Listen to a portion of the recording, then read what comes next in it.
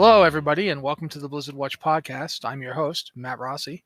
With me this week are my two absolutely amazing co-hosts. First up, he was bitten by a radioactive spider, and all he got was this incredibly tight spandex costume, Joe Perez. Hi, I wish I had the spandex costume. I have a costume, though. It's totally true. I do have a Spider-Man outfit, because, well... Also with us, doesn't have a Spider-Man costume to my knowledge, but does have a really cute dog, Liz Harper. Howdy. It's, by the way, your dog is very... I just thought I should say that. I was going to say she would be glad to hear that, but then I thought, she would only be glad to hear that if it came with someone scratching her ears and feeding her peanut butter. I mean, these are what you do. So, that's true hound fashion. But all right, we're going to do the old top stories bit that we do. If you're familiar with the show, we talk about various things going on in the world of Blizzard Entertainment and its many games, as well as other games now, because we're branching out a bit. But this week, we're going to start with the bad thing first.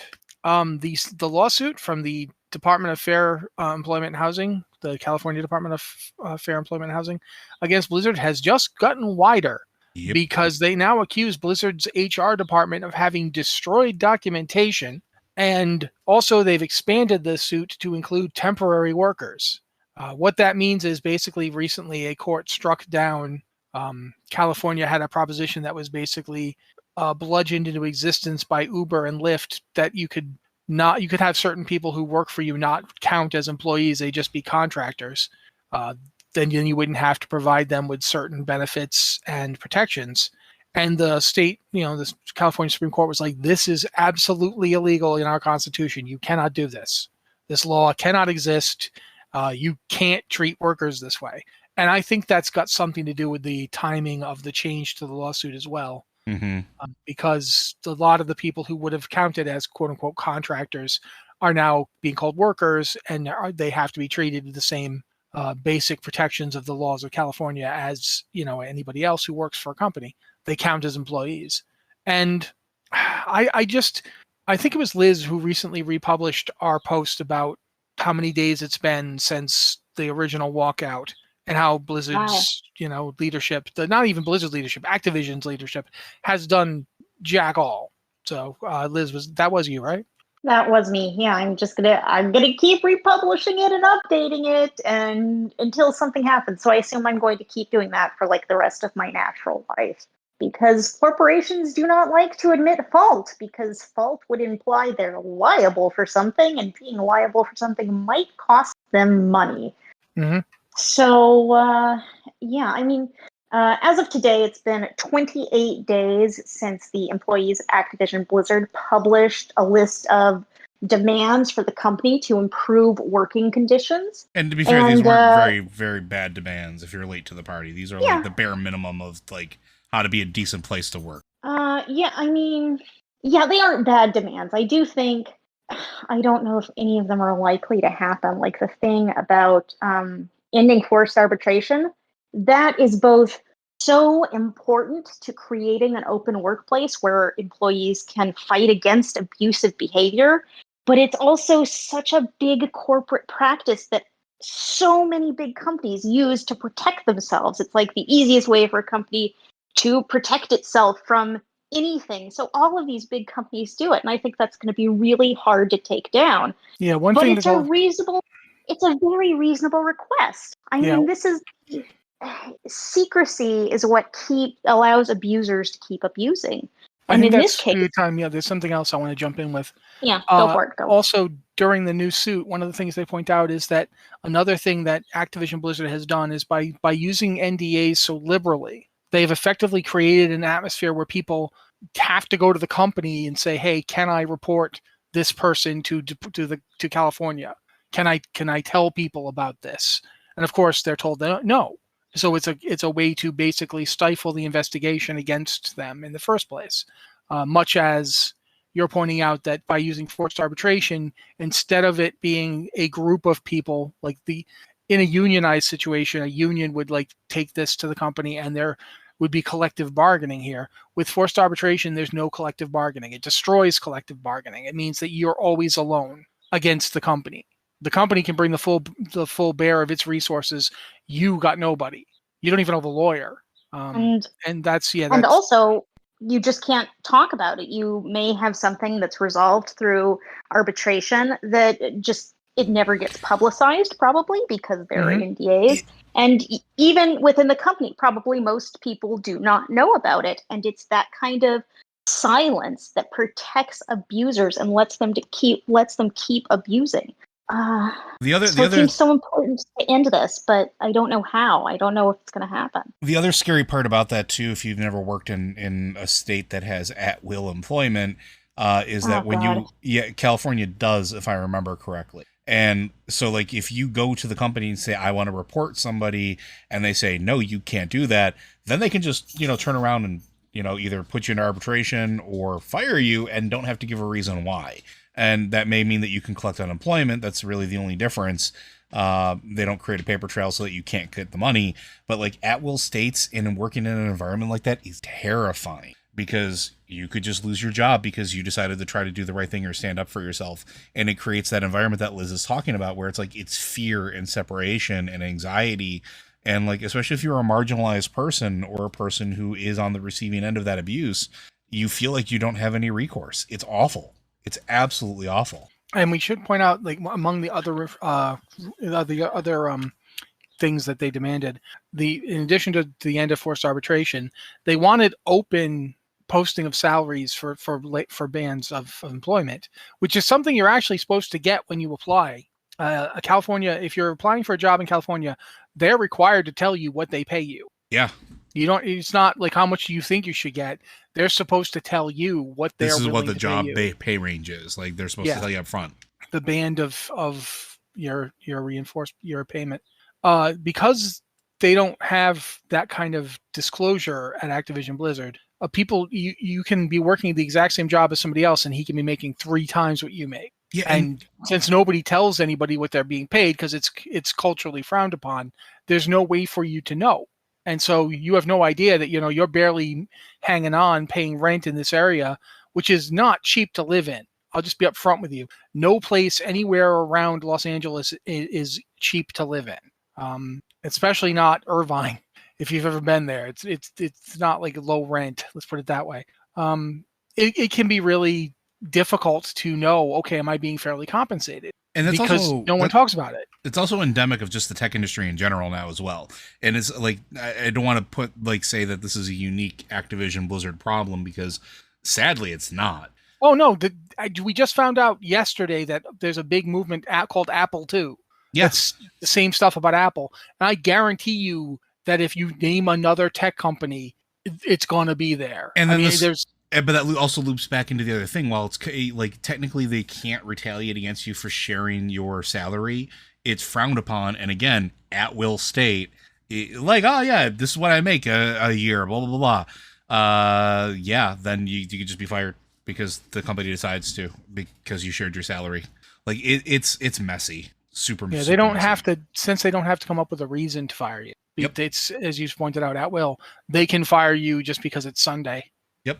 And it does create an atmosphere of fear, because, nobody wants to get fired. And it's like, so many things come from your employer in the United States. Your healthcare often does. Yep. I mean, there's just a lot riding on you having a job. So, yeah.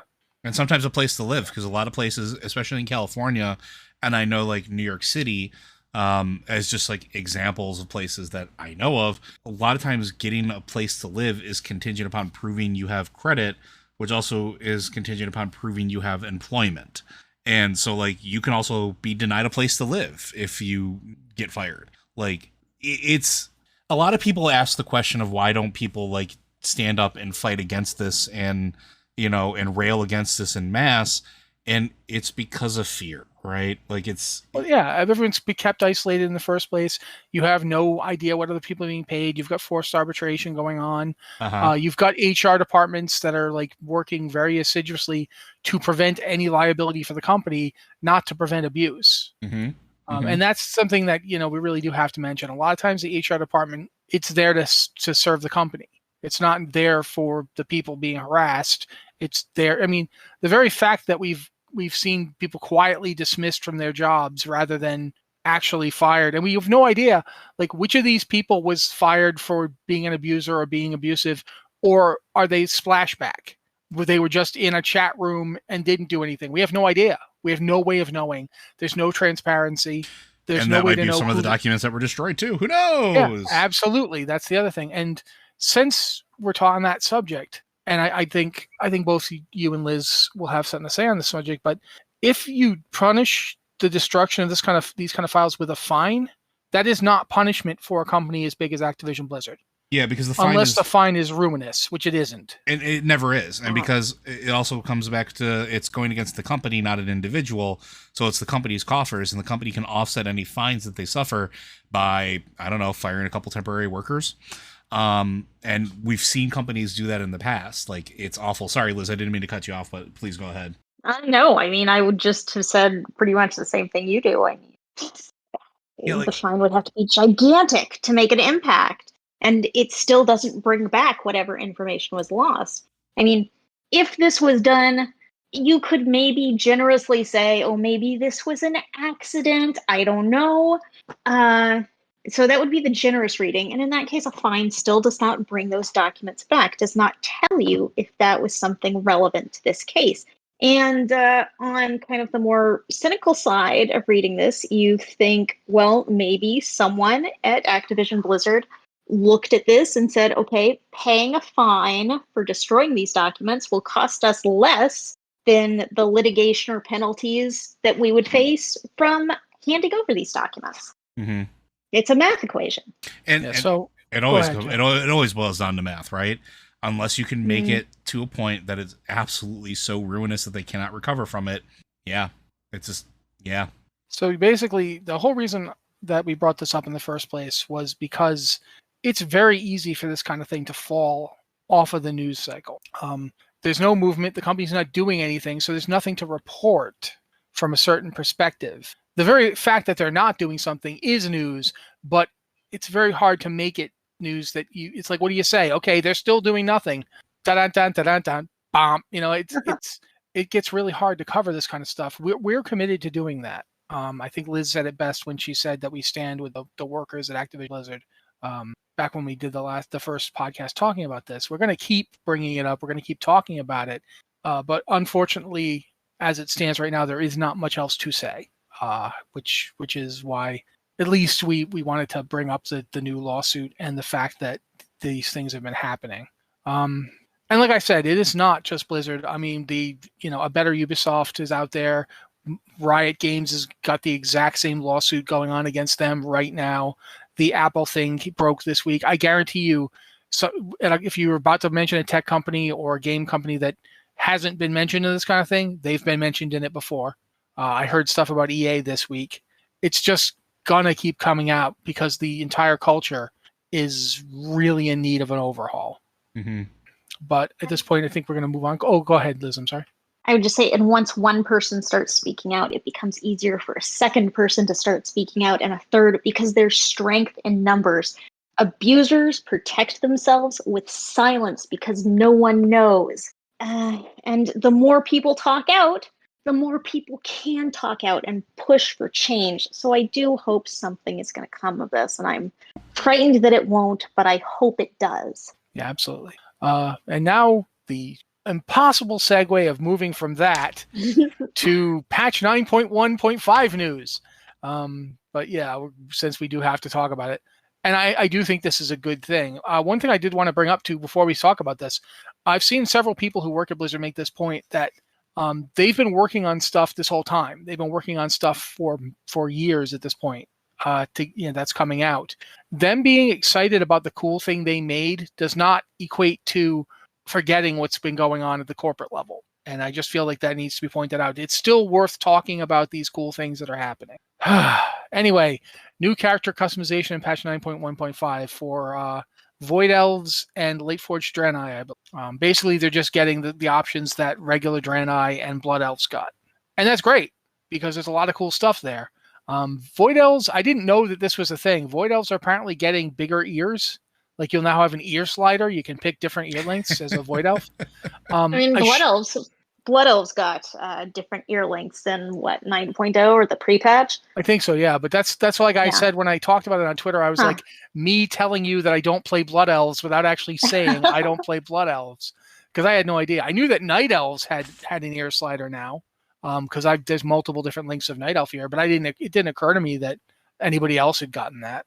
Probably should have. I mean, Nightborn probably basically use a lot of the same stuff. So, but regardless, that's happening. Void Elves will get that. They'll get some other customization options as well. The Lightforged Draenei will get different hairstyles and horns that they haven't had up till now. Various other customization things.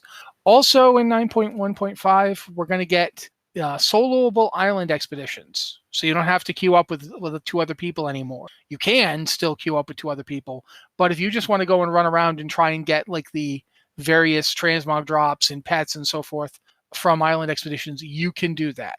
You don't need people to come with you anymore. I personally am for both of these things, especially the island expedition change, because as I've pointed out multiple times, I'm a literal transmog fiend. Like I'm a little. It's true. He's actually like a whole bunch of transmog in a trench coat. Yeah, I'm basically a constantly shifting set of outfits more than a man at this point. But yeah, I think that the change to solo island, I think basically something they did in 9.0.5 that I just got done writing a post that'll eventually go live on the site. Talking about LFR, solo LFR. I think the reason we started talking about it was because Liz was like, how do I get can I get LFR gear anymore? And I was like, yeah, you can just go to the person and queue up for all the LFRs solo. And from that, she was like, there should be a post about this. And I was like, oh God, I'm going to have to write this post, aren't I? And I did write it. And it, of course, took much longer than I wanted it to, because it always does. It's the thing about, you think these are simple ideas, and they are simple ideas, but at the same time, there's like 7 NPCs you have to tell people where they are and how to find them. And then you're like, okay, and you can do this, and you can do this, and you can do this, and you can get this. And they always take longer than I thought. But what's really interesting about all this stuff is that it is stuff that goes towards that idea of character customization. Solo Island Expeditions means that you can get all those unique looks that were only available if you could convince 2 other people to queue up with you. And then you had to basically convince them, look, if this thing drops, please let me have it. So I think that's great. And I'm always down for more customization. What do you guys think is going to be next? Since it seems like they're kind of doing this like multiple offensive of new things for 1.5. Yeah, I don't know. I mean, I would hope they would kind of continue opening up access to older content, because the thing about island expeditions in particular is you had to queue for them. You couldn't just walk in an instance portal. So like, even if you can solo that content, and by the end of Battle for Azeroth, a lot of people probably could have soloed an island expedition. But even if you could, you couldn't walk in an instance portal. You couldn't just go in by yourself. You had to queue and get 3 people. So this just opens up access, because it was really, really difficult to go and find 3 people to do expansion old content that has no relevance outside of transmog and collecting pets and mounts and kind of unique things you can get there. One thing I don't think they've done is they haven't done the raid loot for Battle for Azeroth. No, they bumped. I forget what it's called. Yeah, I know what you're talking. Legacy loot system. Sorry. Yes, that's what I'm going for. They haven't done legacy loot for Battle for Azeroth. So even if you can go and solo Battle for Azeroth raids or do them in a small group, it's just personal loot. So you may go in and get nothing. So that is something I'd like to see them do. Like they did that in BFA for Legion content, because people were just blowing it up anyway. And they had that long period of time where everybody was home because we were, doing the lockdown. Yeah. But there was no sign of Shadowlands on the horizon. So they kind of had to give people things. I think in general, the idea that legacy loot should be 2 expansions ago is outdated. There's no reason to not, have it earlier. Yeah, I mean, you're right. I do think kind of 2 expansions ago is the point at which it becomes particularly easy to go back and solo that content, so I can kind of understand where that line goes, because that's the point where you're going back and like burning down that old content. But also, yeah, but there's people that are burning on that. There's people that are burning on that content when it's still normal. Like we sit here, we've had articles that we've posted of people that solo raids at level. Like, yep, it's wild. But I think there's a point at which anyone can really easily do this stuff, and I think Blizzard has traditionally kind of waited for that point before opening it up like that. Yeah, but I think in the case of Battle for Azeroth stuff, it would make more sense at this point to get rid of legacy, just put legacy loot in for it and just let people start farming it, because it's only going to get easier, and it's already pretty easy for a lot of it. But at this point, we're going to go to what I call the usual segment where I force Liz to talk about Hearthstone so I can drink some of this drink I have. And I get that there's not anything new to talk about with Hearthstone, but I am curious about the meta for it, because we've talked about this a bit. From what I'm understanding from reading Phil's article on this subject, basically the way that Hearthstone works now is all the old decks, like the control decks that were so popular in previous versions of Hearthstone, are completely out the gate now. They just don't bother trying to use them. Can you explain, like, that's because of the questline stuff? Yes. I mean, I think this is kind of all spawned because of quests. So control decks weren't the only thing you could play in the past, but they were always a big presence on the in competitive Hearthstone. And honestly, playing against a control deck could be really tiresome. I mean, there were times when you would play against a control warrior and you would like go until there's like a point where the game will just call it a draw because it's gone on so many turns. There's a point where you can just die from exhaustion because after your cards run out, it does damage to you whenever you try to draw a card and you don't have a card. And it's an increasing amount of damage. So you can't just... So you would have games that could go into where people are dying from exhaustion, fighting an old control warrior, which, like, it's interesting to watch once, and then it's like, oh god, I'm fighting another control warrior on the ladder. Why? Why my life? But right now, the meta is all about speed. It is all about zooming ahead, and quest lines play a significant part of that because all of the quest lines in Hearthstone, basically, like every one of them, if you get to the end of the quest line, it gives you something so great that you're probably going to win the game. So it's all about completing your quest line really, really, really fast as you can. And so you can't play a control deck. A control deck cannot hold out against what's at the end of these quest lines. Like if you do the Priest quest line, and this is not a popular one, Priest is not big on the meta right now, but the Priest quest line, like the last card is destroy your opponent. I mean, I think that's literally the last card. So even if you aren't playing a quest line deck, which gives you a really clear win condition in like a really short number of turns, even if you aren't doing that, you have to play a deck that is fast. It is all about hitting your opponent in the face as fast and hard as you possibly can. So one of the things that Phil mentioned in his article, Phil led with 2 Paladin decks. And I'm a big fan of playing Paladin, and I get the strange feeling that he is too, because he didn't just lead with a Paladin deck, he led with 2 of them.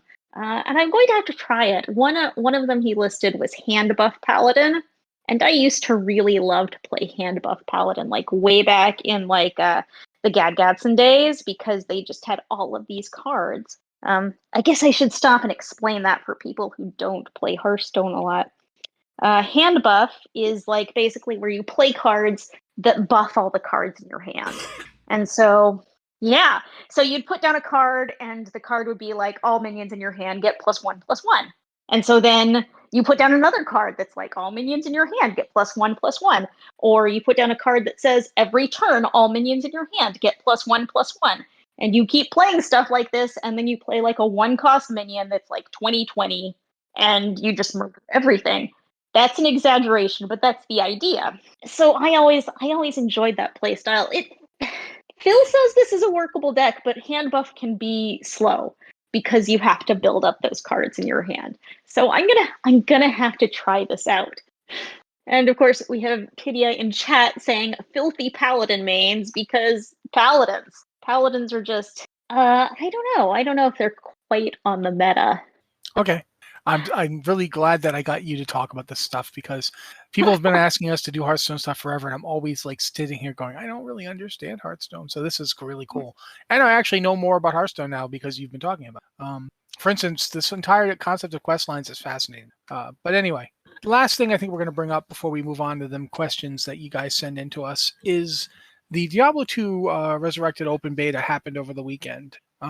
Since we've played in the early access beta before that, and I remember playing in the technical alpha as well, it didn't really like bring any new surprises or anything. But one of the things that I did want to talk about was that it was a fairly smooth open beta. Yeah.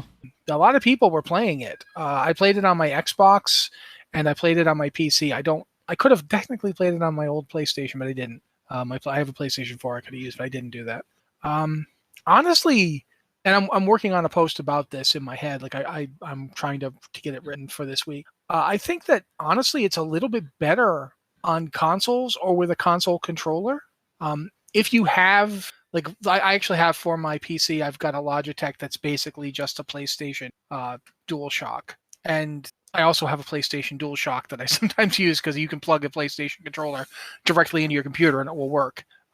Pro tip, if you have a PlayStation controller lying around for your PS4 and you're like, I need a new controller for my computer, you feel free to plug it in. It'll just work. At least it did on mine. Honestly, it's really good on controller. It works really well.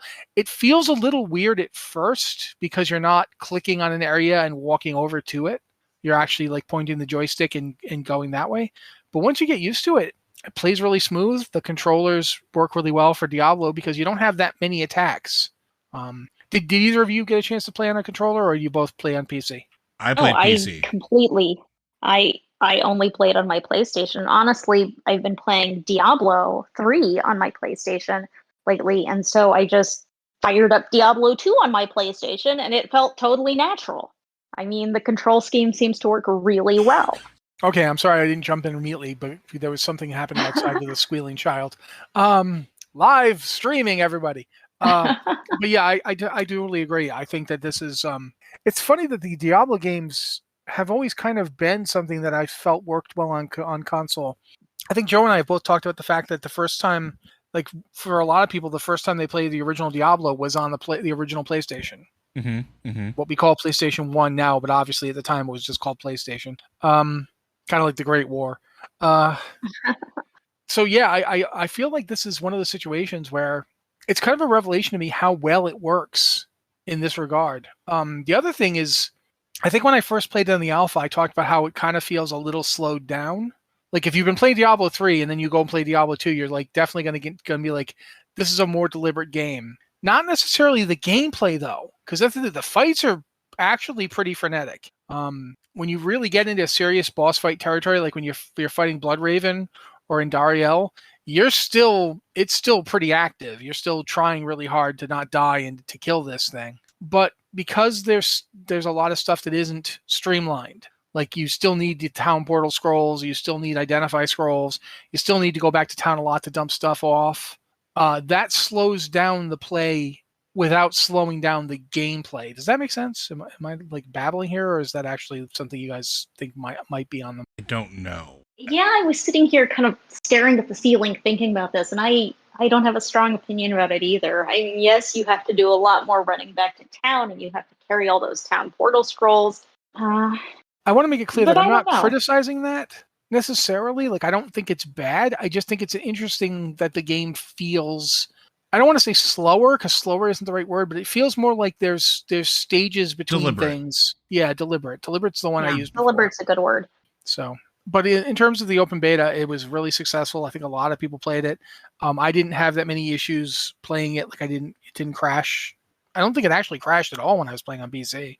And when I played on my Xbox, I don't recall a crash, but it might have crashed.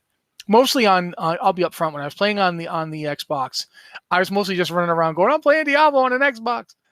Because it's still, after all these years, it's still kind of novel to me every time I get to play a Diablo game on the Xbox. And I've been playing Diablo 3 on my Xbox for years now. And it really, like Liz said, it works really well on there. So it's not a surprise that Diablo 2 works pretty well too. Anything else before we move on to their emails and questions and so forth? I think I'm good. Liz? I don't have anything. Alrighty then. So yeah, if you've got a question for us on the podcast here, there are a couple ways you can get it to us. The first is telepathy. I'm always open to your thoughts. Just beam them directly into my head. If for some reason you don't seem to be reaching me, or if I keep saying cats, what do you want about cats? Then you can try emailing us at podcast@blizzardwatch.com, subject line podcast or Blizzard Watch, so you know it's for the show. Or you can just not do that, and then it's like, I don't know, Joe and I have to like twerk off or something. I'm not sure what we would have to do. That'll be a Patreon stretch goal. Dun, dun, dun, dun, dun, dun. Anyway, or, for that matter, I'm going to be completely upfront with you guys. If you've got a question for our Tavern Watch, it's a good time. We're doing a special Tavern Watch this week. And we're going to do a post about it this week. So stay tuned and look at the site so you'll get to know what we're talking about. But we have been gathering your questions. Yeah. We can also just tell them what that is. We can? Okay, cool. We can, yeah. We're going to have... It's all confirmed. So we're going to have Brendan Conway from Magpie Games, who is one of the main designers for Masks, one of my favorite games that they made. And he's working on the Avatar Legends game, which, if you don't know, is probably almost to $7 million right now. Should be at about $7 million probably right now as we're recording. It was at 6.9 earlier today. Yeah, so it is the most successful role-playing game Kickstarter ever by like a good $5.5 million. Yeah, it's amazing. So we're going to have him on. We're going to ask him questions about the design for Avatar, about what it's like to be working on a property that can do that, about what they learned when they were doing other games like Masks, which is, again, I'm going to be asking so many questions about Masks, like, is there going to be a special edition of Masks, thing like that.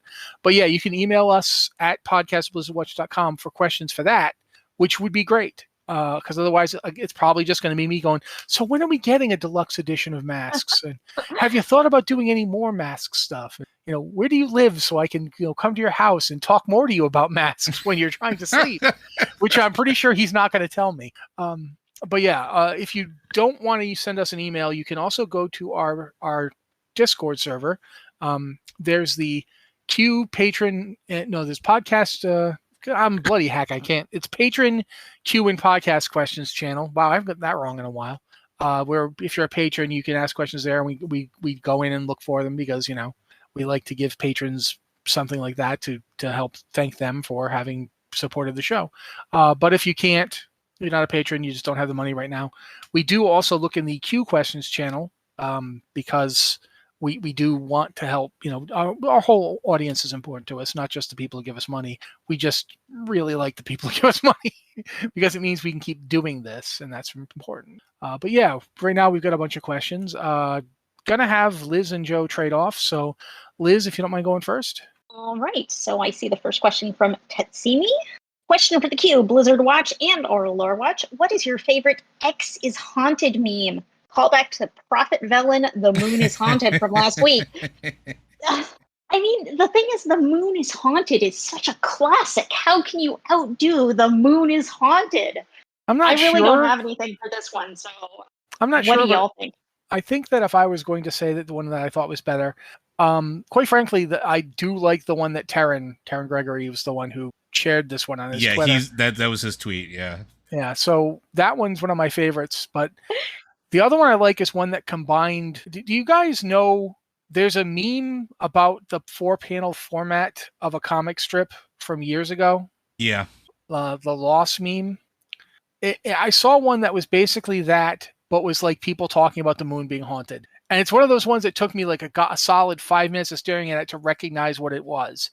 But once I got that one, I was like, oh, it's like getting hit in the head with a 2x4. And I like that one a lot. But I think that's basically it. I think, honestly, the Terran one is one of my favorites because it's just, Elun's haunted. What? Yeah, Elun's haunted. I mean, I gotta give credit where credit's due. Like, the Destiny one was probably, like, my favorite. So, like, it started, I think it was, 2019-ish, maybe a little bit earlier. But it was just funny. It was just, like, it's funny watching, people in Destiny costumes and outfits, coming back for a gun. Where are you going? Moon's haunted. Oh, okay.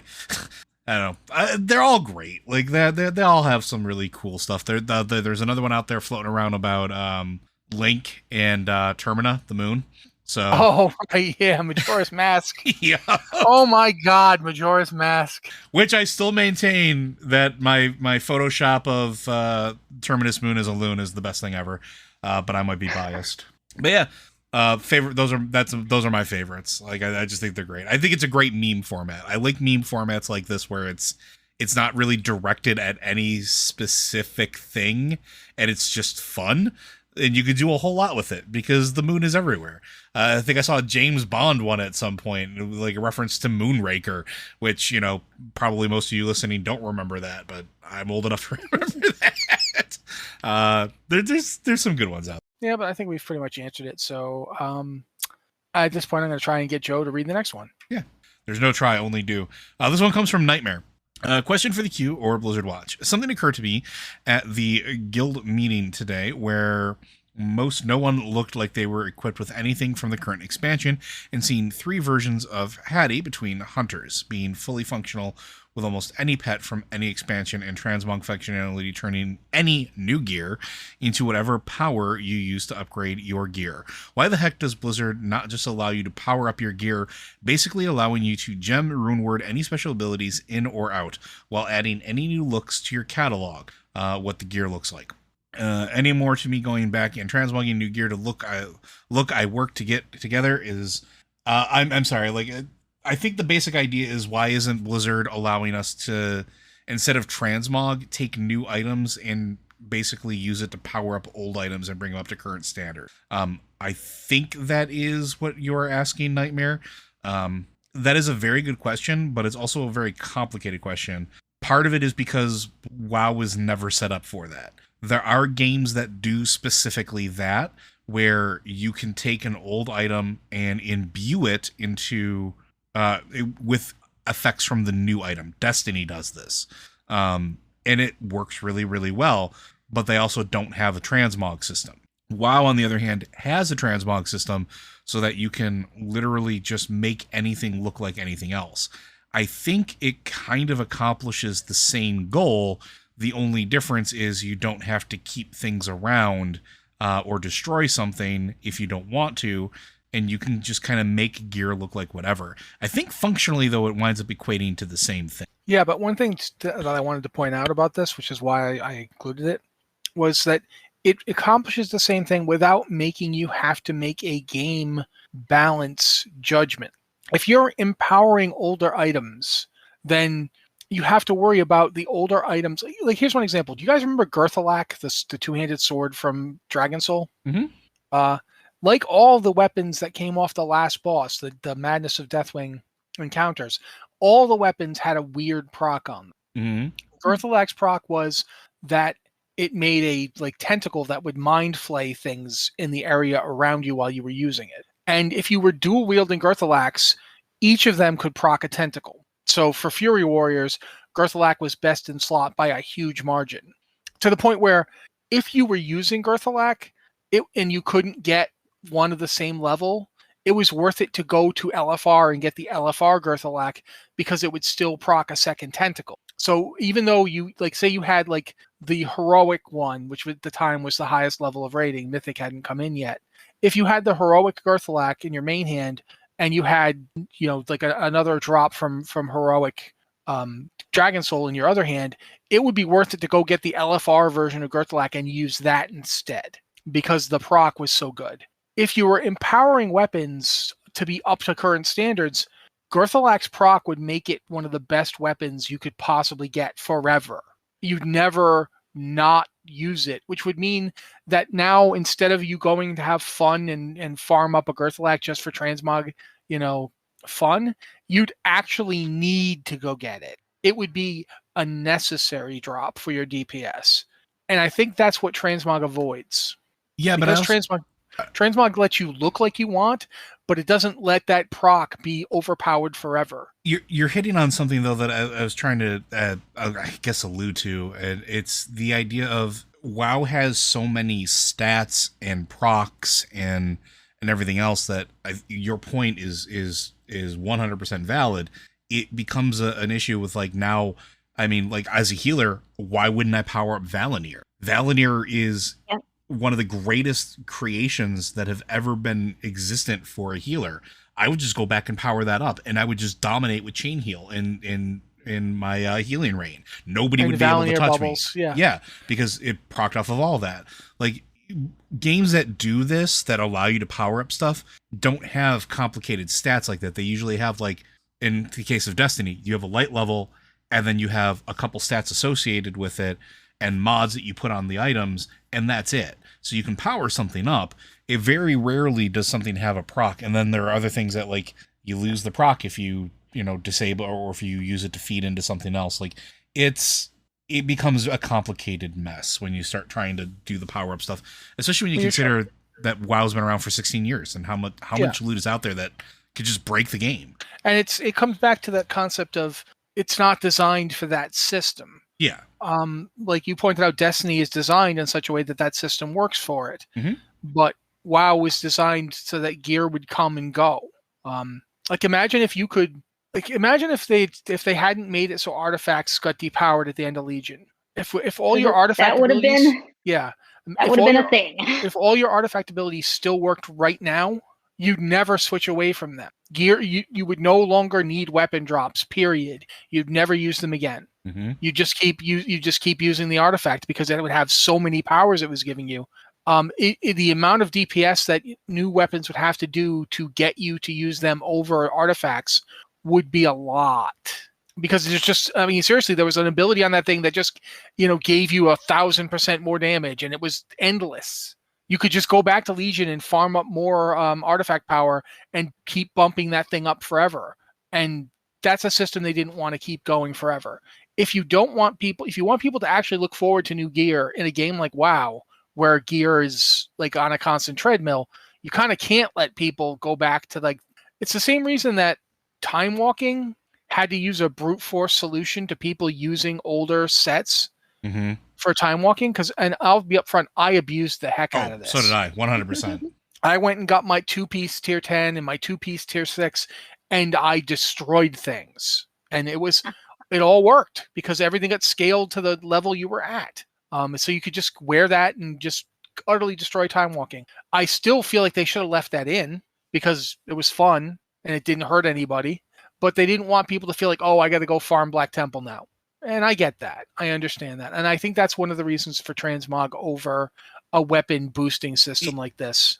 Not to say that the idea doesn't have merit or that it's not a good idea in general. I just don't think it's a good idea for WoW. Yeah, for the game that we're currently playing, you need a lot of changes to make it work, in my opinion.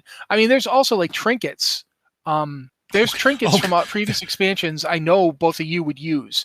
There's healing trinkets you'd still be using from what was the Siege of Orgrimmar trinket? There was like one that every healer wanted and would go crazy over. Oh, I forgot what it was, but I still have it in my bank. Like, I know exactly what you're talking about. Like, I'm the type of person that, like, I haven't gotten rid of those. Those exist in my bank. They're still here. Like, I could go get them if it was ever a thing. But yeah, I can't remember the name. But that wasn't the only one. There was a ton of class-specific ones as well that were just, like, really, really, really dumb good. So yeah, so I that's my thing. Liz, you got anything on this one before we move on? I mean, I was thinking of this question from a totally different angle than either of you were, and it being about looks, because how many times have you gotten a new piece of gear and it doesn't match what you're currently wearing, and you walk outside the instance to pull up your transmog yak and change it so you look right? I've let people die in raid because of it. 100%. Not even gonna take it. No shame.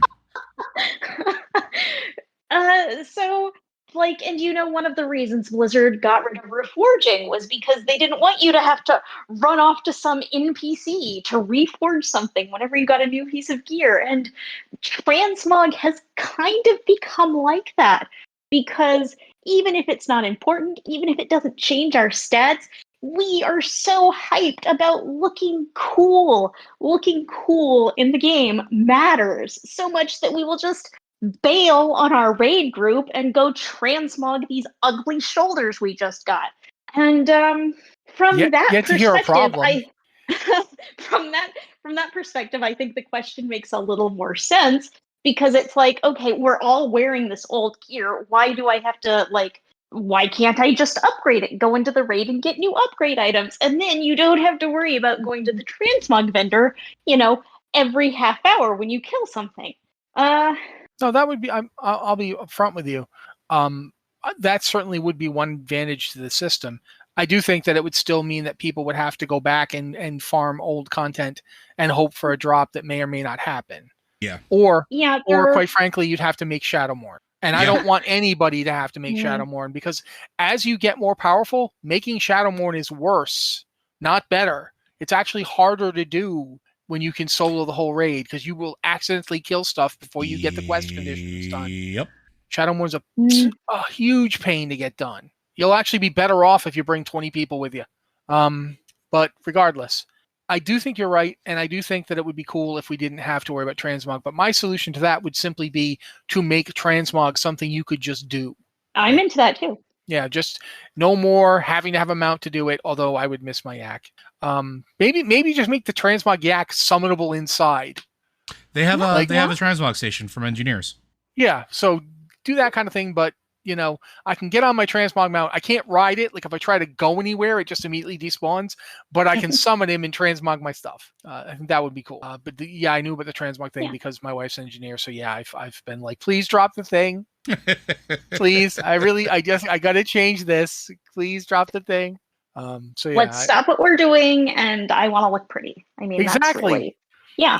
Like the other day, it's important. It's important. Like the character I'm streaming, my dwarf warrior that I'm streaming on the live stream right now as we're doing this, I spent literally every scrap of gold she had putting her in that outfit before we started recording. Like I have nothing left. I got like 100 gold left because I was gonna be pretty for this. So yeah, absolutely. I think you've got a point, Nightmare, but I don't think it's something that would be easily adapted into the modern game. I think we're ready for the next one, Liz. If you want to go ahead and read it off. And you can pick another one if you don't like the one that's right there. Oh boy, okay. Yurek asked, regarding the end of Shadowlands, you guys referenced that Sylvanas could be the new jailer, but what if she was something else? Zobal betrayed his siblings and was jailed. Then they took a piece of him and created the Arbiter, basically a robot. A new, balanced Arbiter would probably be better. Wouldn't a newly balanced Sylvanas fit the bill? She's not exactly killed, not exactly redeemed, but it would make for a fitting end unless they make her and Anduin two sides of the same Arbiter. Oh, all of that's weird. I don't know. Yeah, I'm not down for the two-headed Anduin Sylvanas Arbiter. Not for that, but that would be... the idea of Sylvanas as the Arbiter doesn't upset me, although it also doesn't really feel like it's not. I don't feel like the job of the Arbiter. I mean, on one hand, it is extremely thankless. You're basically just sitting there forever telling people, okay, you go here, you go. It's like being the Sorting Hat, except forever. Can I ask a question? Sure. This is something I've been thinking about for a long time. Why does there have to be an Arbiter? I don't have an answer to that question. The first one seemed to have set it up. As terms of why they did so, I don't know. But that's really like, I'm wondering if that's where things are going to end with it, is like the fact that you don't necessarily have to have an Arbiter, because the whole point of like Sylvanas railing against the system is because you have no choice, right?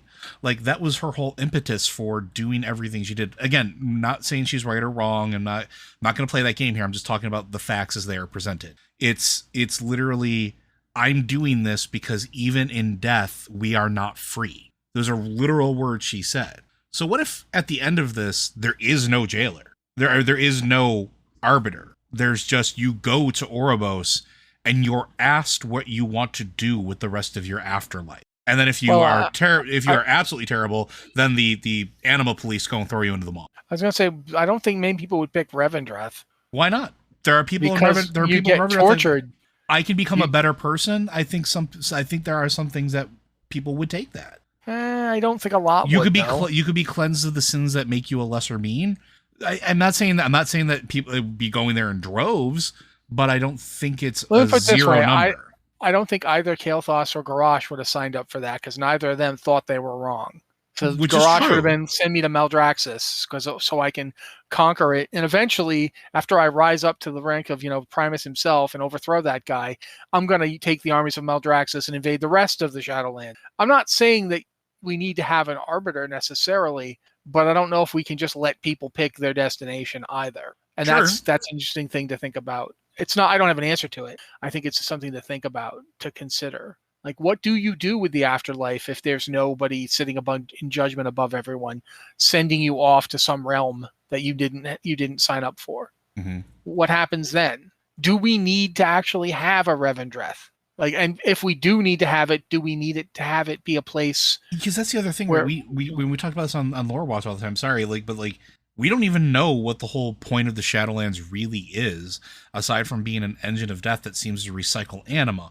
Why? Why did the first ones need to set that up? Why couldn't things just die and have an afterlife? Like, there's so many weird, wild things that we don't understand yet. But all of it just seems like I'm not trying to do the whole Savannah Sidewith thing here, but it seems like an oppressive system that was set up without anybody's consent. So yeah, I can honestly see why do you need it? And we don't have the answer to that question yet.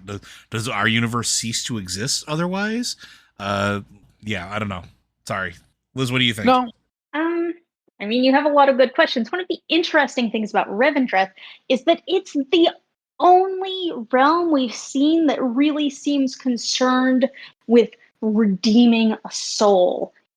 So you get these prideful souls like Kael'thas, like Garrosh. And I mean, obviously Garrosh was, brutally tortured for anima, but kind of the idea of the zone, which you get as you kind of get that this endless torture is not quite what Revendreth is supposed to be about. It's about, teaching a soul to be better, to want to be better, to understand that its past actions were bad, and kind of this whole it's a redemption thing. But none of the other zones really have quite the same thing.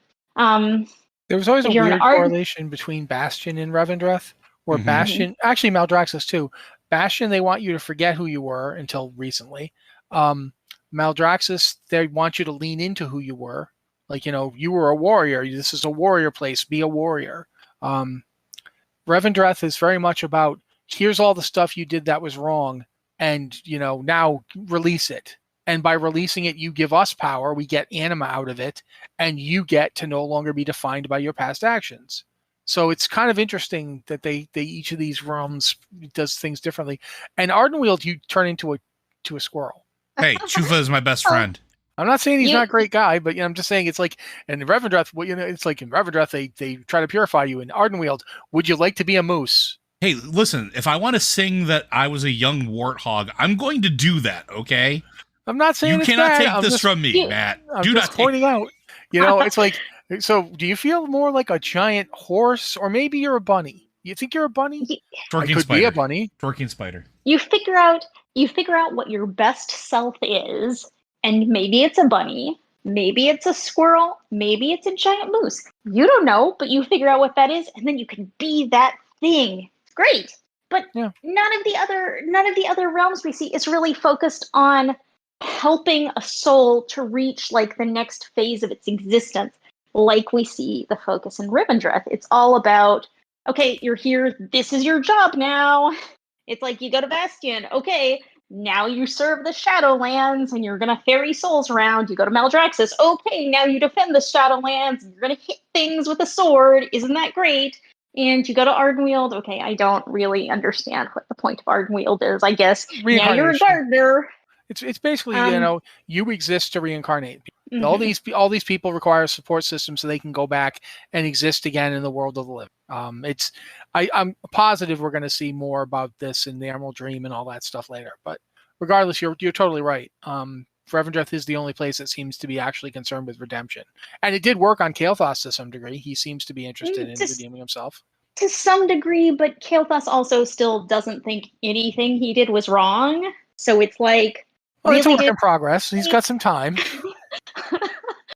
I mean, it's kind of like Garrosh, who went out saying, I would do it all again, and I never did anything wrong in my entire life. It was all good.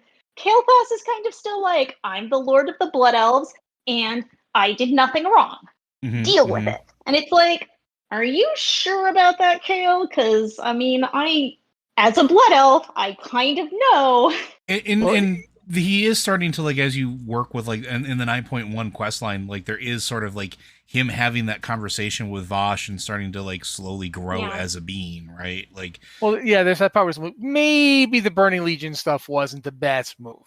In retrospect, maybe. He's moved a millimeter forward towards some eventual redemption process, but he's a long way away. Oh yeah, but I'm not.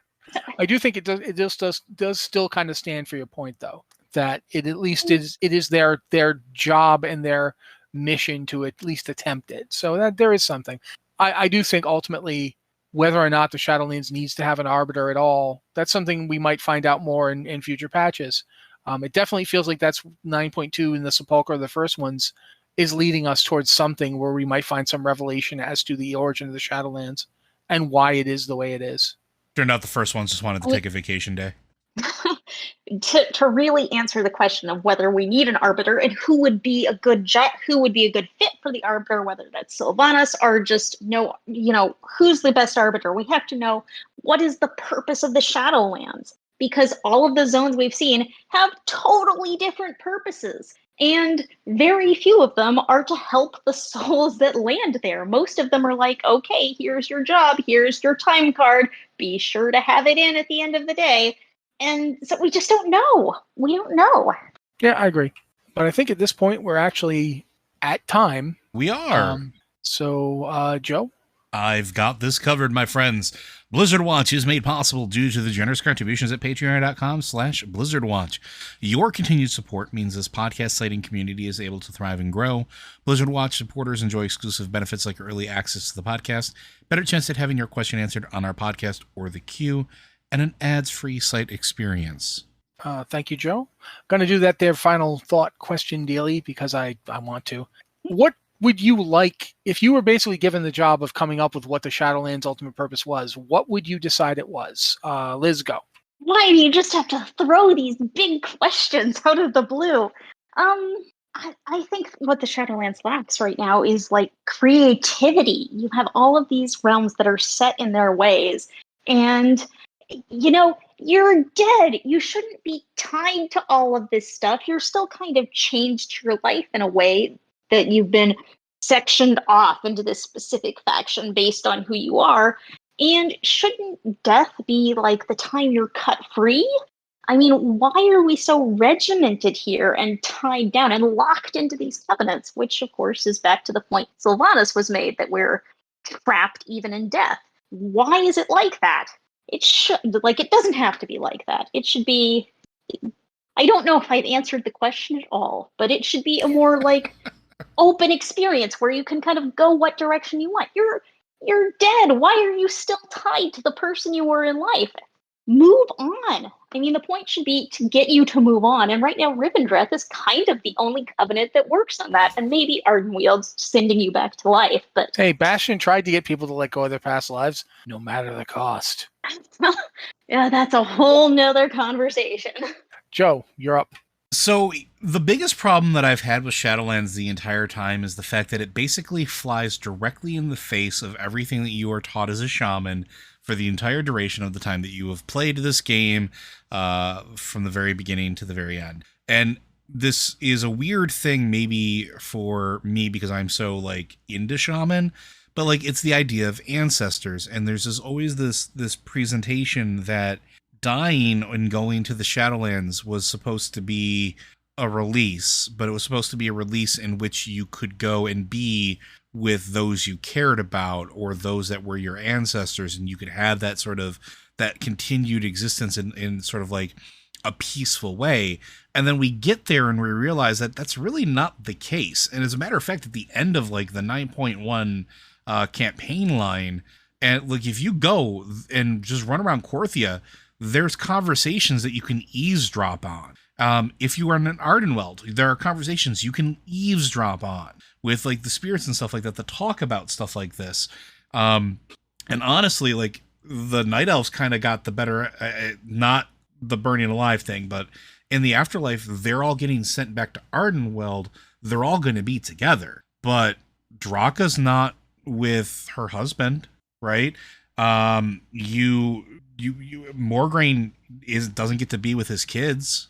Like everybody's separated. Everybody's apart unless you get lucky enough to be sorted into the same covenant. And so like it sort of flies in the face of everything you kind of are taught as a shaman in talking with your ancestors. Now, maybe they were signed under an NDA, and maybe there were forced arbitration that told them that they weren't allowed to talk about the afterlife actually was. I don't know. This is me trying to make light of a terrible situation. I apologize. But it's weird. Like it seems almost disingenuous from what we've been told about it. And that makes me curious if it was ever the way that we were told about by our ancestors, that it was all we can go and have peace and, you know, have this sort of like existence as spirits with those that we love. So I'm very curious where if there's a story reason for that or not. As for me, I think it's pie. Pie? Yeah. Is pie. Is it haunted pie? I mean, by definition. I mean, they're all dead people there. Yeah, of course it's haunted. No, I don't.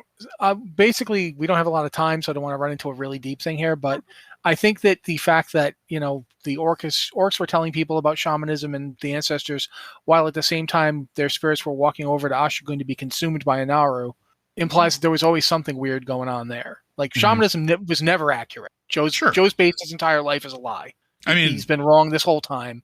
He's going to have to come to terms with it. But regardless, I'm being a bit of a dick now. That was kind of a joke. But in all seriousness, there's always been more to this stuff than we've seen. And then not just shamanism, the light, the void, all of it. We're finding out that a lot of our perspectives have been from a certain place, because that's the place we've lived our entire lives. It's the place we existed.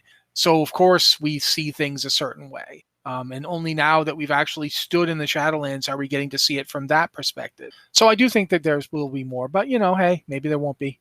Maybe we'll get to the end of this expansion. It'll be like, hey, anyway, thanks, guys. Back to Azeroth. Wait, we've just found out that our entire belief system was strangely inaccurate. Yeah, have fun figuring that out. Bye. I don't know. But anyway, this has been the Blizzard Watch podcast. Thank you guys so much for being here with us. My thanks to both Joe and Liz for being on the show with me as they've been the past few weeks. It's always fun to do this kind of rambling talk about various things show that we do. Thank you guys for listening, and we'll be back next week.